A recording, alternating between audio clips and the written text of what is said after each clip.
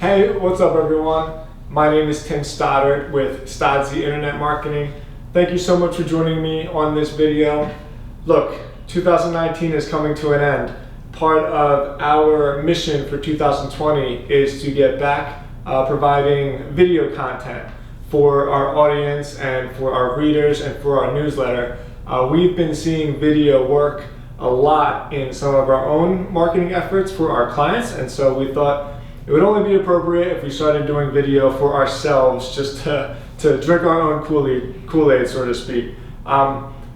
Every week I am going to be doing a video for the newsletter. So most of the time it's going to be a whiteboard lesson like this, but sometimes I'll do interviews, anything that can help you grow your own local service business, your own company, your own blog, your own website through digital marketing. That's what we're here to do. This is the information that we're here to provide.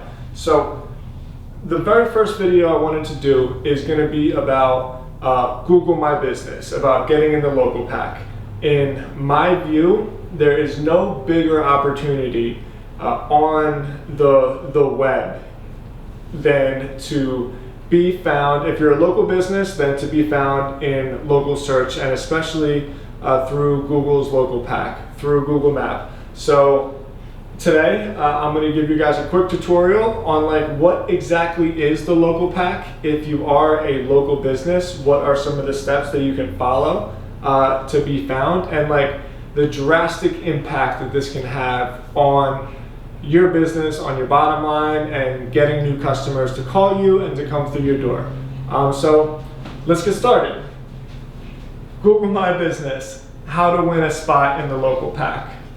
So we're going to start over here. The first thing to understand is, what is the local pack? It's a term that gets thrown around a lot.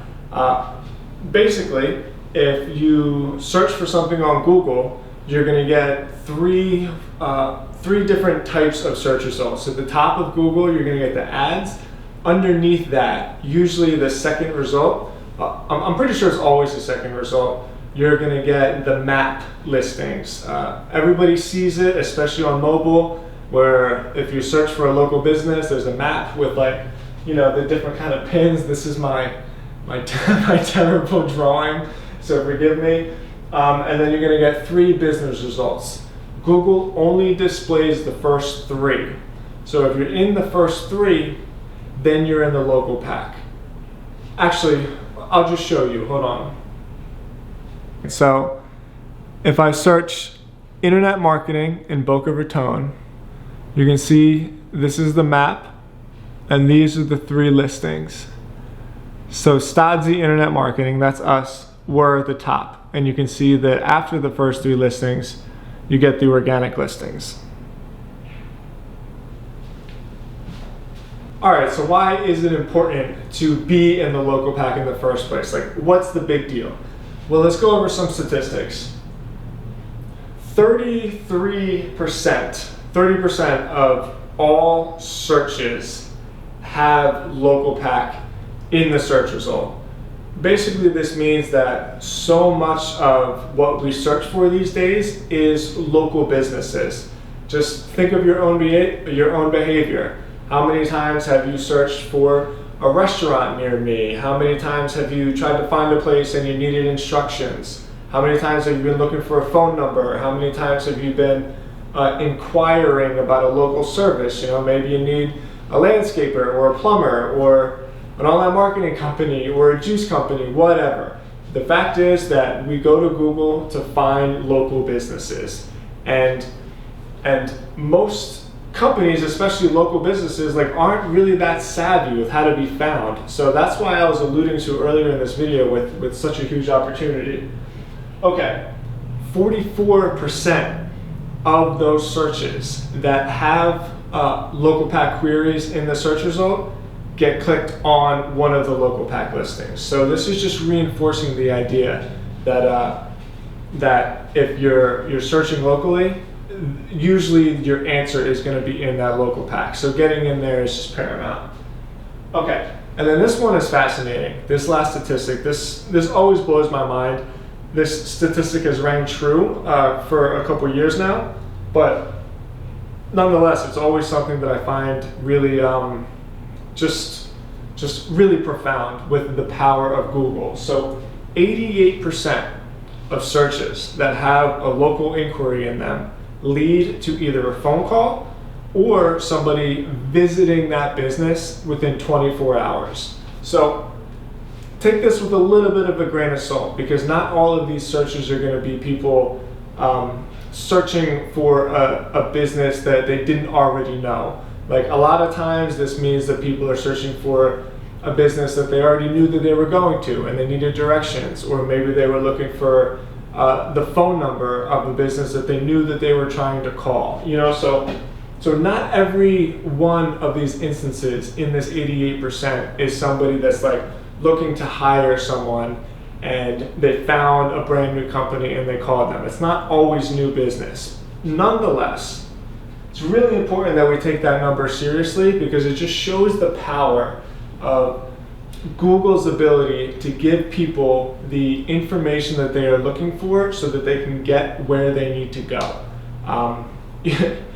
If this doesn't convince you how important it is to take your GMB and your local pack ranking seriously, then I don't know what will. Okay. Section 2, how to get into the local pack.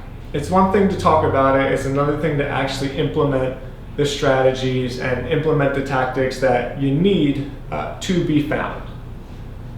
So we're going to go through these one by one. Up here at the very top, NAP, it still matters. So when I say NAP, it means number, address, phone. You want your NAP to be consistent across all of your local business listings. So whether it's Google, whether it's Yelp, whether it's Yellow Pages, keep in mind the phone number can change, because sometimes depending on like your sophistication levels, you want to have different phone numbers for different sources, so that you can track to see which one's doing better. But nonetheless, best case scenario, your NAP is going to be completely consistent through all of your local listings, and even when you list your address on websites. Some data shows that this is like less important, just because Google is getting pretty smart and they understand like some of the nuances and addresses. Like, for instance, if in one listing you actually write the word unit, or like in another listing you don't say the word unit, you just use a hashtag or like a pound sign, like your suite number.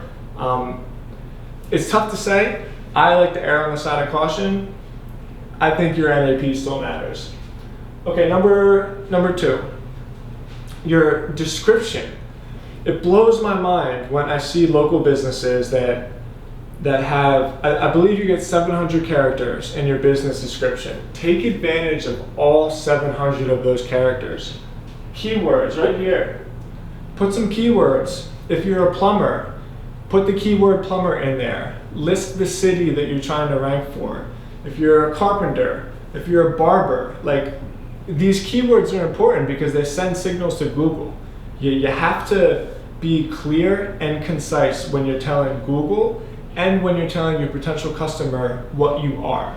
So in this description, where's my marker? Take full advantage of that description. It is very, very important. You get 700 characters, I believe. Take advantage of all of it. Okay.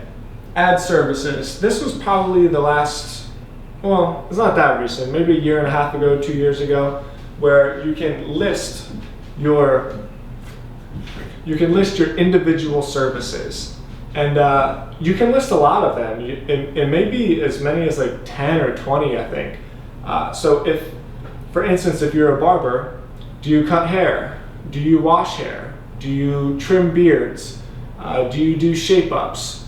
This is just another place for you to put different keywords and appeal to a potential customer as well as you possibly can. So, ad services, take advantage of that. This next one, add photos and smiling faces. So, One of our clients, who I'm going to talk about in another little lesson with this video, they have multiple addresses. So it's one conglomerate business, but they have many different facilities across the country. And in one of the facilities, the employees, the members, really took it upon themselves to dress nice for a day. The women wore makeup and did their hair, and the men had suit and ties on, and they looked very attractive. And they took pictures with their iPhones.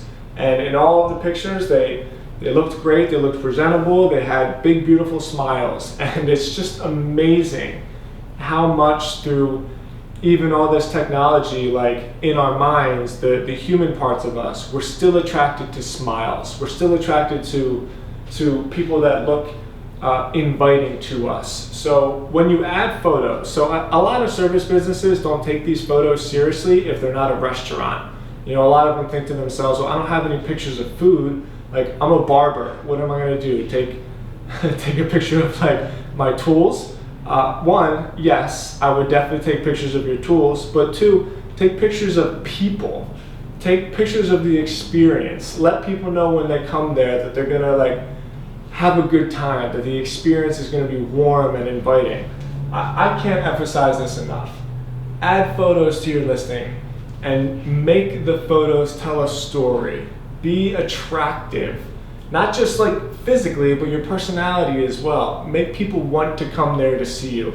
It's so easy, and it's just so effective. That listing that I was talking about before, it wasn't the most heavily trafficked listing of all of the listings within the conglomerate, but those pictures themselves, we could look at the numbers, they had thousands and thousands and thousands of views. People would go to those pictures specifically just because of the smiling faces.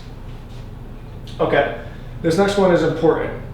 And this is another example of that same client. Link out to a very strong website. So here's the scenario. Within that same client, there's many facilities, many addresses, but there's one corporate site, right? So when we first built these GMB listings, each listing would link out to the subsequent website within that area. So if there was a facility in Kentucky and there was a GMB in Kentucky, the GMB, the local listing, would link to that website. But these websites didn't have a whole lot of domain authority, and the main corporate site at the very top, which is represented the company, was by far the strongest website in terms of its domain authority. So we did an experiment. We changed all the links from the listings to point to the main corporate site, just because that corporate site had the most oomph, it's been around the longest, it had the most authority with Google, it had the most robust content. And I personally, I was shocked to see how much of a difference it made.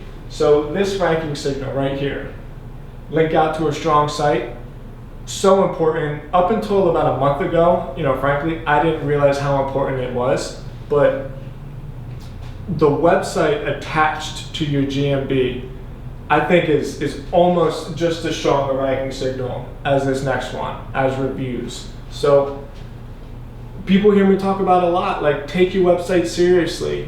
In this world of social media, people think that they can build their brands on social media or they can just build an email list. No, you have to have a website, you have to have a home base. Your podcast, your Instagram account, it's not going to be enough. Your GMB listing, it's not going to be enough if you don't have a foundation that it all rests upon, and that foundation is your website. Build a website, take care of it, it's going to matter. Okay, finally, reviews. Here's the big one. I don't even know how much I have to explain about this. The best thing that you can do to see the importance of reviews is, again, pay attention to your own behavior. I've never seen, really, I don't think it's ever happened where I've been out with friends or I've been out with my wife and we were looking for a new place to eat, We were looking for like maybe a new nightclub to go to go out for a weekend, and we didn't look at the reviews. And if they were bad reviews, we said, I don't want to go here. The reviews look like this place sucks. You've done it. I've done it. We've all done it countless times. The higher your review count, with the more reviews you're going to get, the more customers are going to come to you. We trust Google. We trust Google reviews. It may not always be fair, but it's important. So, reviews. Which brings us to our third section. How do we get more 5-star reviews?